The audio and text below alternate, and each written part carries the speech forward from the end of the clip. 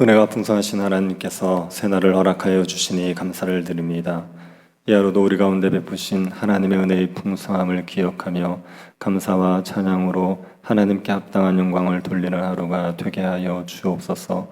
기쁨 가운데 주의 길을 걸어갈 수 있는 주의 제자들이 될 수 있도록 이 새벽에도 우리의 심령을 새롭게 하여 주옵소서. 걸어가신 예수님 이름으로 기도드립니다. 아멘. 찬송가 415장입니다. 415장입니다. 통일 찬송가는 471장입니다. 415장입니다.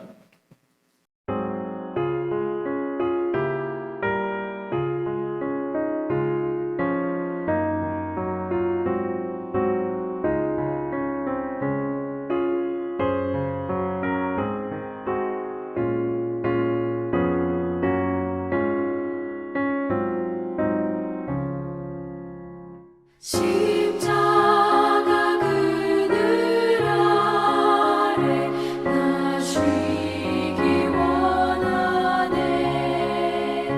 저 햇볕이 뜨겁고 또 짐이 무거워.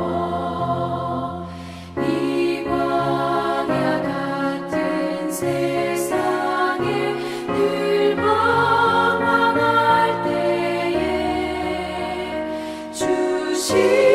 십자가의 그늘에 내 쉴 곳 찾았네. 내 눈을 밝히 떠서 저 십자가 볼 때 날 위해 고난당하신 주 예수 보인다. 그 형상 볼 때 내 맘에 큰 찔림 받아서 그 사랑 감당 못하여 눈물만 흘리네.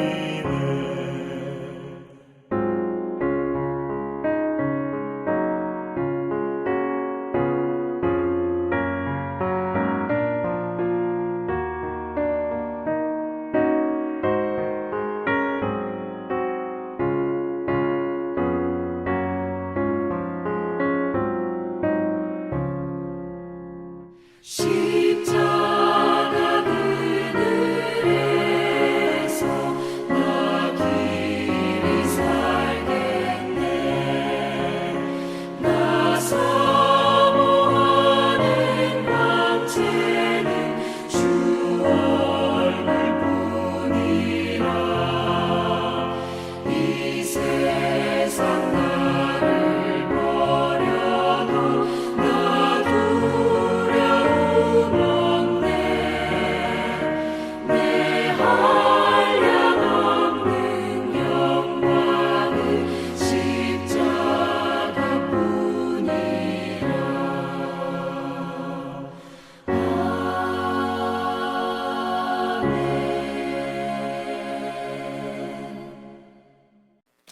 열왕기상 15장 1절부터 8절 말씀입니다. 열왕기상 15장 1절부터 8절 말씀입니다. 찾으셔서 한 절씩 교독하도록 하겠습니다. 15장 1절부터 8절 찾으셨으면 한 절씩 교독하도록 하겠습니다. 느바세 아들 여로보암 왕 18째 해에 아비암이 유다 왕이 되고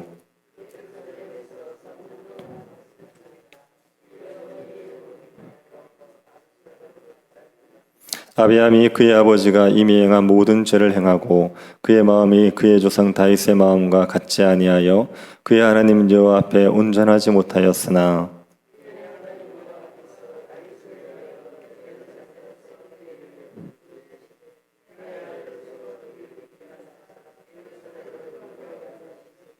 이는 다윗의 사람 우리아의 일 외에는 평생에 여호와 보시기에 정직하게 행하고 자기에게 명령하신 모든 일을 어기지 아니하였습니다.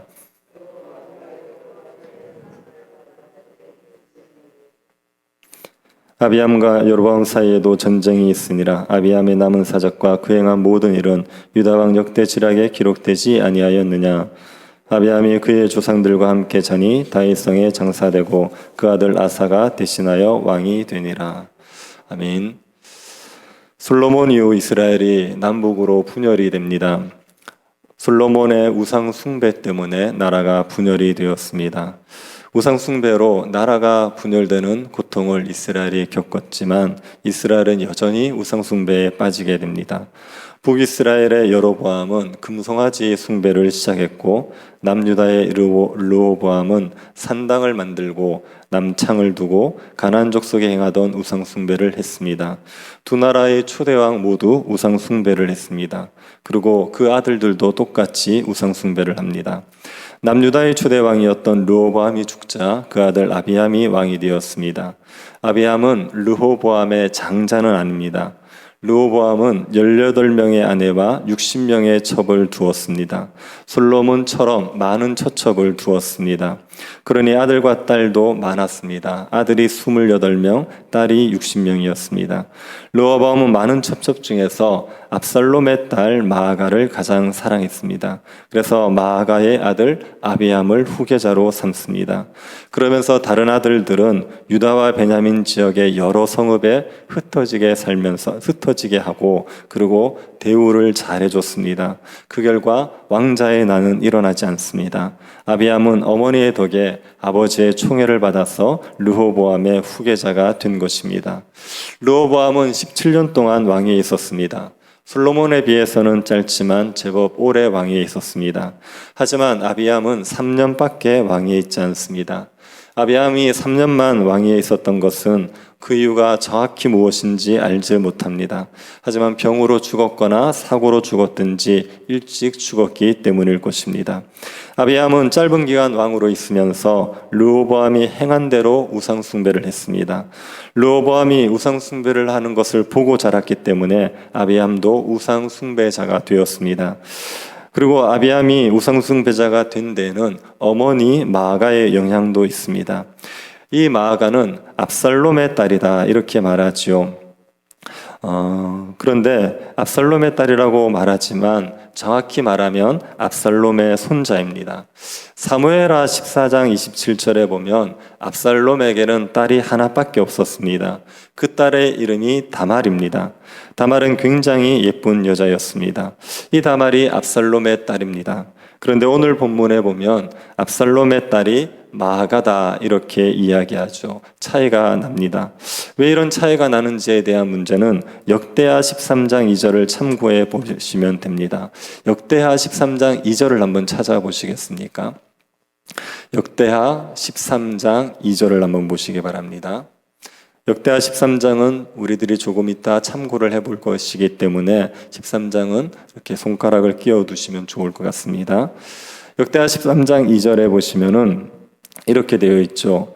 예루살렘에서 3년 동안 다스리니라. 그의 어머니의 이름은 마아가요 기브아 사람 우리엘의 딸이더라. 아비야가 여로보암과 더불어 싸울새 이렇게 되어 있습니다.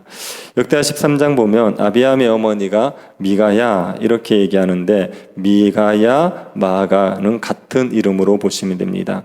역대하는 마아가를 우리아의 딸이라고 말하고 있습니다. 역대하의 기록이 맞습니다. 그래서 마아가는 우리엘의 딸이고 마아가의 아버지가 우리엘입니다. 족보가 이렇게 된다고 이야기하시면 됩니다. 압살롬이 다말을 낳았습니다. 다말이 우리엘과 결혼을 해서 마아가를 낳았습니다. 마아가는 르호보암과 결혼해서 아비암을 낳은 겁니다.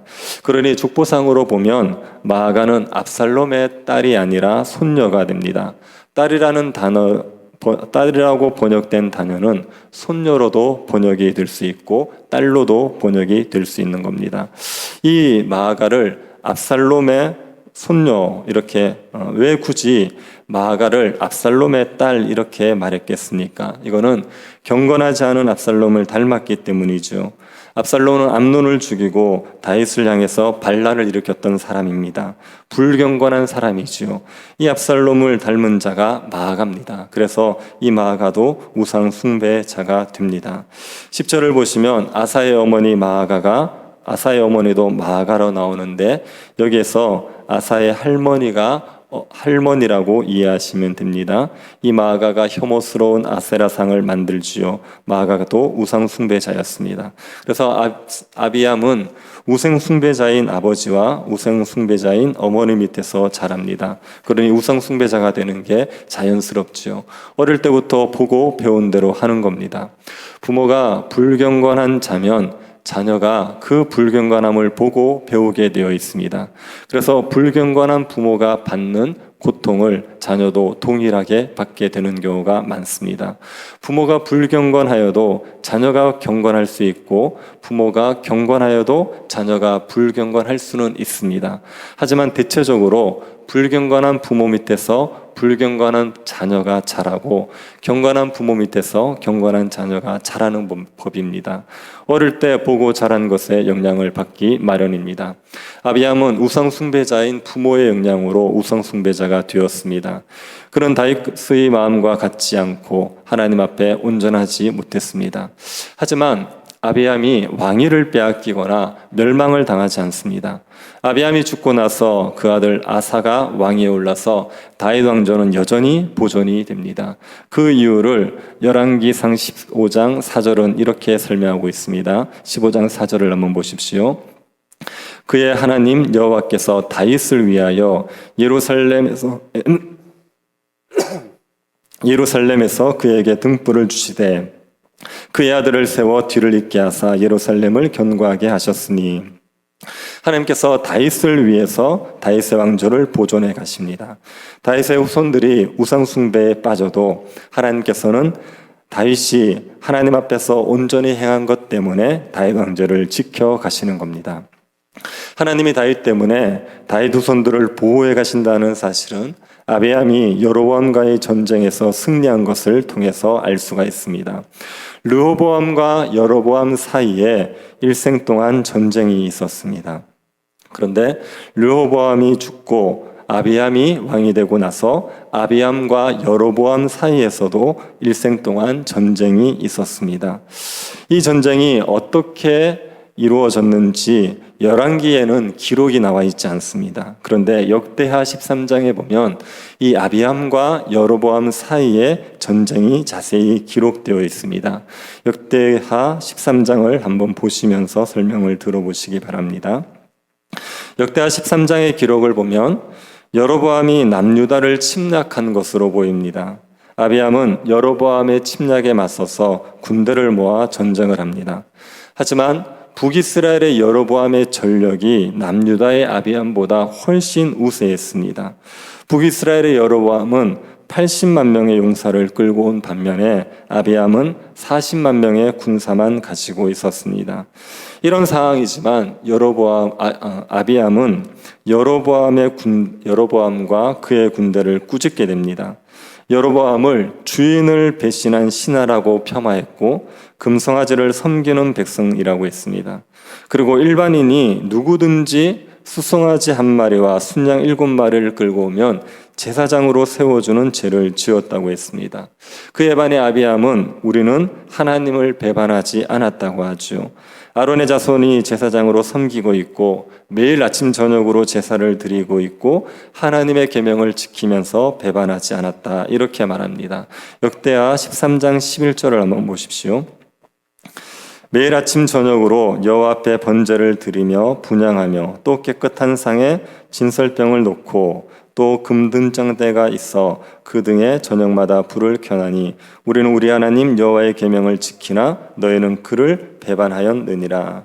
아비암은 남유다를 향하여서 우리는 하나님을 배반하지 않았다. 하나님을 계명대로 섬기고 있다. 그런데 너희들은 하나님을 배반했다. 이렇게 얘기하죠.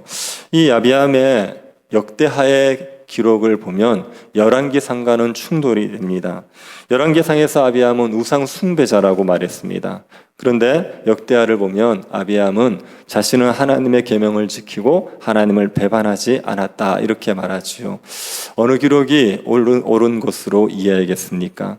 이 아비암이 우상 숭배자인 게 맞습니다. 그런데 아비암은 하나님도 섬겼습니다. 우상도 섬겼지만 하나님도 섬겼습니다. 그래서 성전 제사를 지속하고 있었습니다. 아비암이 하나님의 계명을 지켰다 이렇게 말할 때 아비암이 모든 계명을 지켰다 이런 의미가 아니라 성전 제사를 드릴 때 하나님이 명하신 대로 성전 제사를 드렸다 이런 의미로 이해해야 됩니다. 그리고 아비암이 우상 숭배를 했지만 남유다에는 아직도 경건한 사람들이 남아 있었습니다. 그래서 북이스라엘에 비해서 남유다는 상대적으로 의로웠습니다. 그래서 아비암은 자신이 북이스라엘에 비해서 의롭다라고 말하는 거죠. 하나님이 자신들과 함께 할 것이기 때문에 자신들과 싸우는 것은 하나님과 싸우는 것이고 결코 형통하지 못할 것이다. 그렇게 여로보암과 북이스라엘을 꾸짖었습니다. 아비암의 말을 듣고도 여로보암은 전쟁을 멈추지 않습니다. 유다 사람들을 뒤로 몰래 보내서 복병을 심었습니다. 유다 사람들은 이스라엘 군사들에게 유다 사람들 뒤에 몰래 복병을 보내서 유다 사람들을 포위를 한 거죠. 그래서 유다 사람들은 이스라엘 군사에 포위를 당했습니다. 그때 유다 사람들이 하나님 앞에 부르짖습니다. 제사장은 나팔을 붑니다.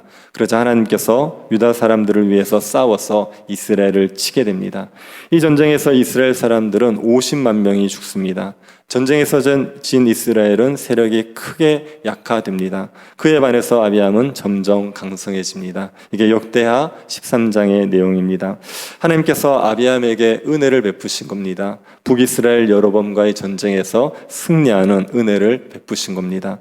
이것은 아비암의 의로움 때문이 아닙니다. 아비암이 율법을 잘 지켰기 때문에 하나님께서 아비암이 승리하게 해주신 게 아닙니다.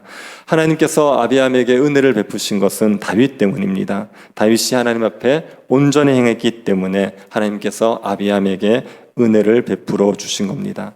다윗이 하나님 앞에서 온전히 행했다고 말할 때 아무런 죄를 짓지 않았다 이런 의미가 아닙니다. 다윗은 밧세바를 빼앗고 우리아를 죽이는 죄를 지었죠. 그러나 이 일 외에는 평생 하나님 앞에서 정직하게 행했습니다. 다윗의 의로움 때문에 하나님께서 다윗의 후손들에게 은혜를 베푸시는 겁니다.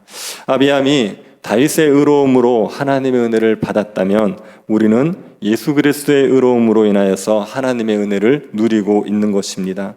우리는 하나님의 사랑을 받을 만큼 의롭지 않습니다. 우리는 자주 우상을 섬깁니다. 하나님보다 다른 것들을 더 사랑할 때가 많습니다.